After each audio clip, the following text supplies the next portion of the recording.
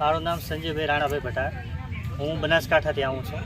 હું કોમ્પ્યુટર વિષયની દ્વિસ્તરીય પરીક્ષા પાસ કરી છે। હું એક દિવ્યાંગ ઉમેદવાર છું। અમારા વિષયની આજ દિવસ સુધી કોઈ ભરતી થયેલી નથી।